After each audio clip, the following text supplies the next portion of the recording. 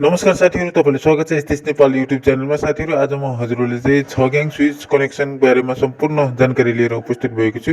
6 gang switch fan डिमरसँग चाहिँ कसरी connection गर्न सकिन्छ भन्ने कुरा म कनेक्सनको ड्रइङ सम्पूर्ण दिनेछु हजुरहरुलाई। भिडियोले अन्त्यसम्म हेरेर साथ दिनु होला र च्यानललाई चाहिँ सब्स्क्राइब गर्नुभएको छैन भने सब्स्क्राइब गरेर सँगै आउने बेल आइकनले चाहिँ अल नोटिफिकेसन क्लिक गर्नु। साथीहरु, यो चाहिँ फ्यान डिमर हो। फ्यानको स्लो फास्ट बनाउने फ्यान डिमर। यो चाहिँ 6 ग्याङ स्विच भन्छ यसले, विथ फ्यान डिमर भनेर भनिन्छ। यसमा चाहिँ हामीले कसरी जोड्ने भन्ने कुरा म पुरा जानकारी दिनेछु।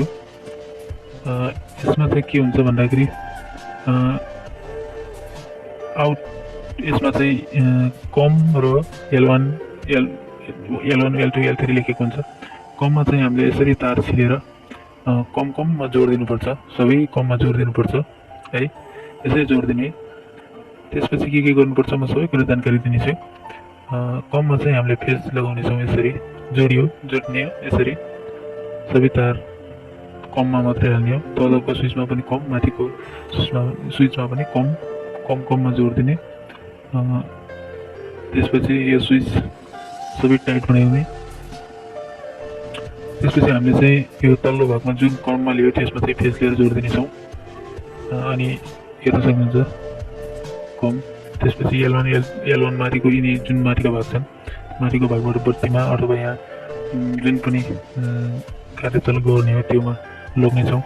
जस्तै चार्जर लगाउने 5 पिन छ, 3 पिन छ, 3 पिनमा लिनेछौँ एउटा स्विच तार है। त्यसपछि अरू चाहिँ बल्बमा लग्नेछौँ। यसरी यिनी बल्बमा लग्नेछौँ हामी।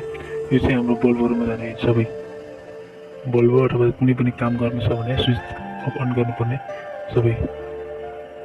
अनि नजिकको स्विचले चाहिँ यस 5 पिनले चलाउने है। स्विच जोड्नेछु मैले त्यहाँदेखि यहाँसम्म। त्यसपछि उता पारि चाहिँ न्युट्रल दिनुपर्ने हुन्छ है। त्यसमा न्युट्रल हो त्यसमा।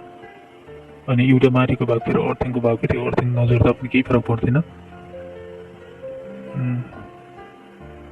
सबै जोडिसकेपछि अब फ्यान कसरी जोड्ने भन्ने कुरा म जानकारी दिन्छु। त्यसलाई यो ड्वालमा राख्नुपर्ने हुन्छ। यो सानो त्यो चपेरा हुन्छ, त्यसले फालेर त्यो भित्र किलाउनु पर्ने हुन्छ। यो फ्यान डिमरले यसभित्र अड्काएर राखिएको हुन्छ। अनि यो दुईवटा यो सानो तार निस्किएको देख्न सक्नुहुन्छ। यो चाहिँ इन्डिकेटरको हो। यो इन्डिकेटरले हामीले अरू 5 पिनमा लिएर जोडिने देख्न सक्नुहुन्छ। एउटा चाहिँ हाम्रो स्विचको L1बाट 5 पिनको एक भागमा गयो, अर्को भागमा चाहिँ न्युट्रल जोडिदिने हो हामीले। अनि यो फ्यान डिमरको चाहिँ एउटा चाहिँ न्युट्रल जोड्ने। अनि यो चाहिँ फ्यान डिमरको एउटा त्योमा गयो भने एउटा यो चाहिँ फ्यानमा जाने गर्छ, अर्को चाहिँ स्विचको L1मा आयो। हेर्न सक्नुहुन्छ। फाइनली यसरी नै जोड्ने हो। यो सम्बन्धी केही जानकारी लिनु छ भने मलाई कमेन्ट बक्समा कमेन्ट